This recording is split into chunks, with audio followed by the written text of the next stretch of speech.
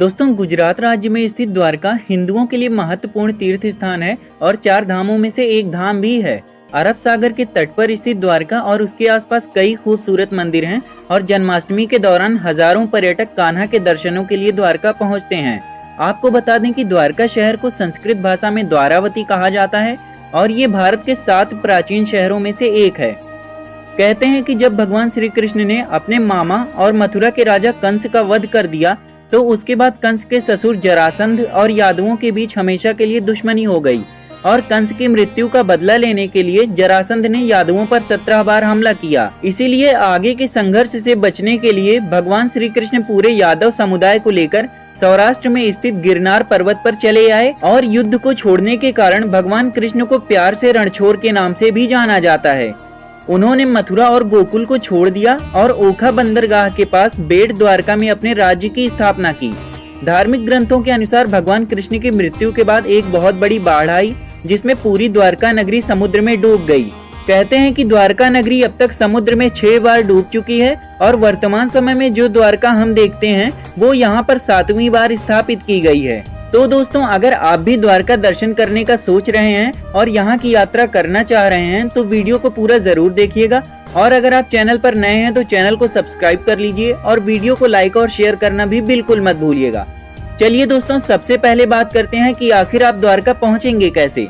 द्वारका पहुँचने के लिए आपके पास 2 ऑप्शन मौजूद हैं, बाई फ्लाइट और बाई ट्रेन। अगर आप बाई फ्लाइट द्वारका आना चाहते हैं तो यहाँ का नियरेस्ट एयरपोर्ट जामनगर में है, लेकिन इसकी कनेक्टिविटी कुछ प्रमुख शहरों से ही है। इसीलिए यहाँ का मेन एयरपोर्ट सरदार वल्लभ भाई पटेल इंटरनेशनल एयरपोर्ट है जो अहमदाबाद में स्थित है और इसकी कनेक्टिविटी सभी प्रमुख शहरों से काफी अच्छी है। तो आप बाई फ्लाइट अहमदाबाद आ सकते हैं और अहमदाबाद से द्वारका की डिस्टेंस करीब 450 किलोमीटर है और अहमदाबाद से द्वारका के लिए आपको बस मिल जाएगी जो आपको लगभग 8 घंटे में द्वारका पहुंचा देगी और जो बस का किराया होगा वो 500 रुपए होगा स्लीपर बस का।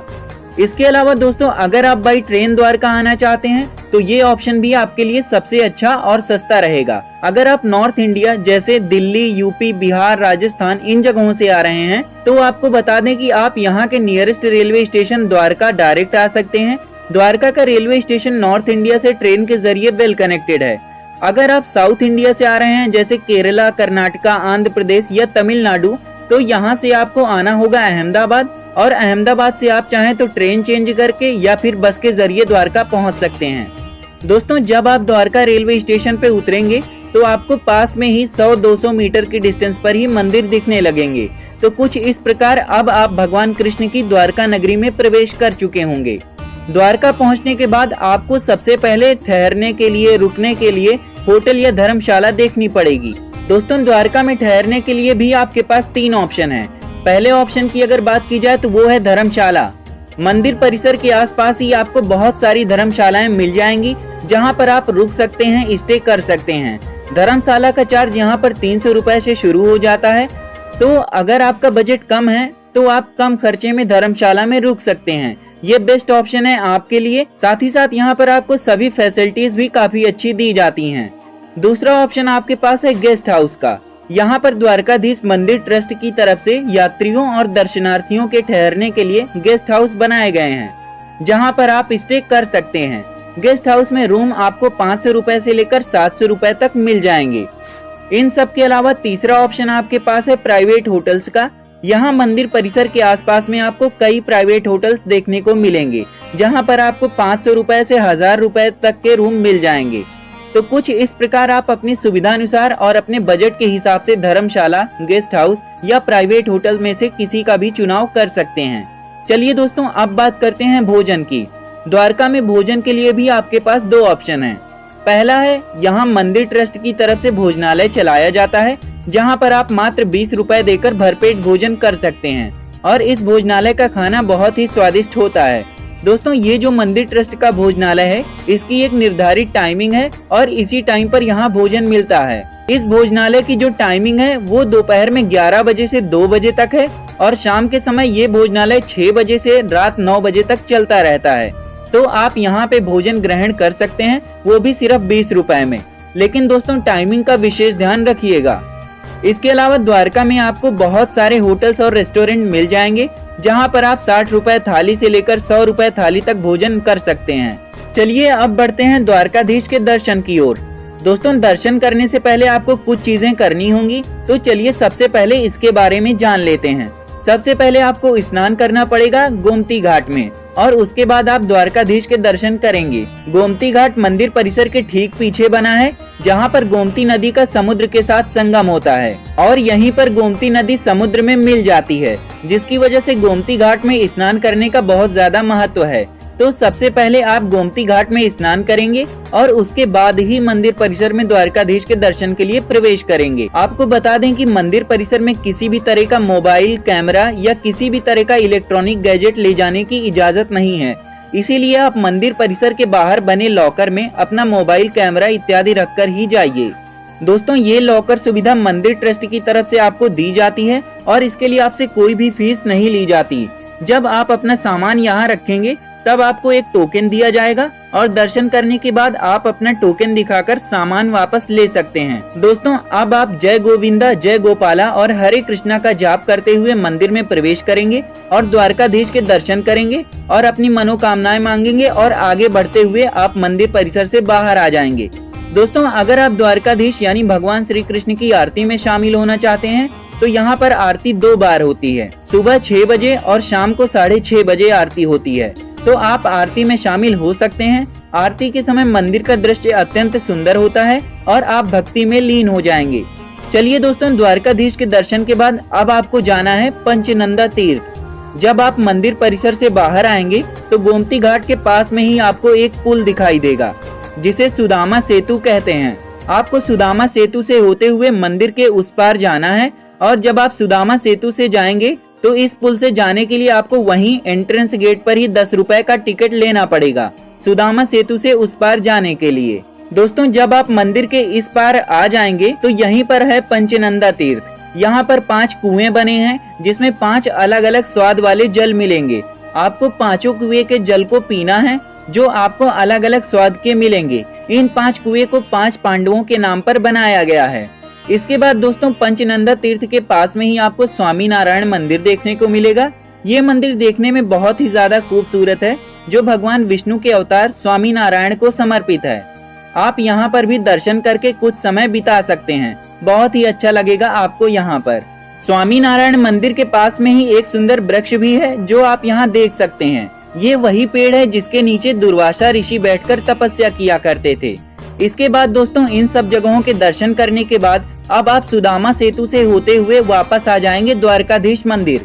चलिए दोस्तों, अब बात करते हैं कि द्वारका में आप और किन किन जगहों को देख सकते हैं। नागेश्वर ज्योतिर्लिंग मंदिर द्वारका से 17 किलोमीटर की दूरी पर स्थित 12 ज्योतिर्लिंगों में से एक नागेश्वर ज्योतिर्लिंग मंदिर श्रद्धालुओं की आस्था का केंद्र है। इस मंदिर में भगवान शिव की विशाल, सुंदर और कलात्मक प्रतिमा पर्यटकों और श्रद्धालुओं को मंत्रमुग्ध कर देती है। ये मंदिर शिवरात्रि की पूर्व संध्या पर उत्सव का केंद्र है, जब भारी संख्या में भक्त यहाँ आते हैं।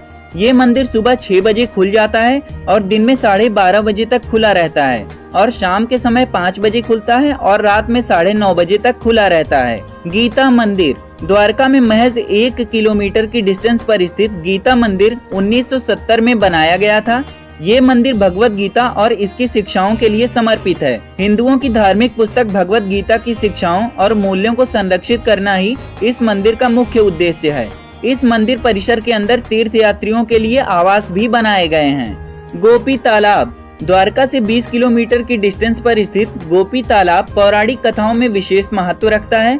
ऐसा माना जाता है कि ये एक दिव्य स्थान है, जहां सभी गोपियों ने भगवान श्री कृष्ण के साथ अपनी आखिरी रासलीला का प्रदर्शन किया और उसके बाद उन्होंने गोपी तालाब में भगवान श्री कृष्ण के साथ एकजुट होकर शरद पूर्णिमा की रात में मोक्ष प्राप्त कर लिया। मान्यताओं के अनुसार वो सभी गोपियां पीली रेत में बदल गई, जो वर्तमान समय में गोपी चंदन के रूप में जाना जाता है और भक्तों द्वारा इस गोपी तालाब की मिट्टी अर्थात गोपी चंदन को माथे पर भी लगाया जाता है।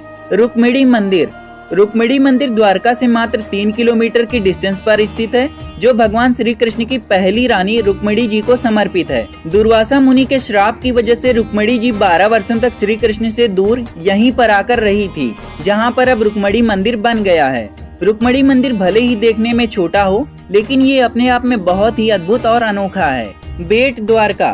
बेट द्वारका मुख्य शहर से 32 किलोमीटर की दूरी पर स्थित एक द्वीप है और यहीं पर भगवान श्री कृष्ण ने अपने मित्र सुदामा से भेंट की थी, इसीलिए इस जगह का नाम बेट द्वारका पड़ा। बेट द्वारका में श्री कृष्ण और सुदामा दोनों की प्रतिमाओं की पूजा की जाती है और ये भी मान्यता है कि अगर आप द्वारका जा रहे हैं तो द्वारका की यात्रा का पूरा फल तभी मिलता है जब आप बेट द्वारका की यात्रा कर लेते हैं। साथ ही साथ इस मंदिर में चावल दान करने से भक्त कई जन्मों तक गरीब नहीं होते हैं, क्योंकि सुदामा ने श्री कृष्ण को यहीं पर चावल भेंट दी थी। इसीलिए जब भी आप द्वारका जाएं या बेट द्वारका जाएं तो थोड़े चावल जरूर लेकर जाएं। बेट द्वारका जाने का एकमात्र साधन है नाव, जो कि सुबह 6 बजे से शाम 7 बजे तक ही जाती है। द्वारका बीच।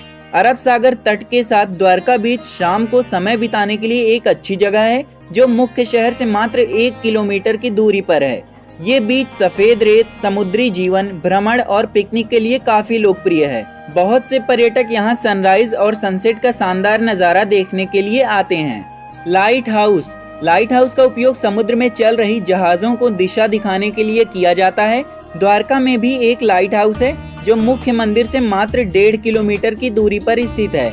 लाइट हाउस लोगों के लिए शाम को 4 बजे से 6:30 बजे तक खुलता है और आप इसमें प्रवेश कर सकते हैं, जो बिल्कुल निशुल्क होता है। और यहाँ से आप पूरी द्वारका नगरी को देख सकते हैं और बहुत ही खूबसूरत पूरी द्वारका नगरी आपको यहाँ से दिखाई पड़ेगी। अरब सागर से आ रही ठंडी ठंडी लहरों का मजा भी आप यहाँ ले सकते हैं। तो दोस्तों, ये थी द्वारका की खास टूरिस्ट प्लेसेस जहाँ पर आप विजिट कर सकते हैं। लेकिन दोस्तों, इन सभी टूरिस्ट प्लेसेस पर जाने से पहले हमारे मन में एक ख्याल आता है कि आखिर हम इन सभी प्लेसेस पर जाएंगे कैसे, यहाँ घूमने के लिए हमारा साधन क्या होगा। तो आपको बता दें कि द्वारका से रोज सुबह कई बसें चलती हैं, जो मात्र 100 रुपए में इन सभी जगहों को घुमाकर वापस आपको ड्रॉप कर देंगी। ये बस आपको सुबह 6-7 बजे तक पिक कर लेती हैं और शाम को 6-7 बजे तक आपको सभी प्लेसेस विजिट करा के वापस आपको ड्रॉप कर देंगी। इसके अलावा दूसरा ऑप्शन भी आपके पास है कि आप एक ऑटो बुक कर लीजिए, जो आपको 500 से 600 रुपए में सभी जगहों को घुमा देगा। बस से घूमना काफी सस्ता पड़ता है, लेकिन यहाँ समय की पाबंदी रहती है, क्योंकि बस आपको सभी स्पॉट पर 40-50 मिनट ही रुकती है। इस तरह से अगर आप किसी जगह पर ज्यादा समय बिताना चाहते हैं तो बस आपके लिए नहीं रुकी रहेगी।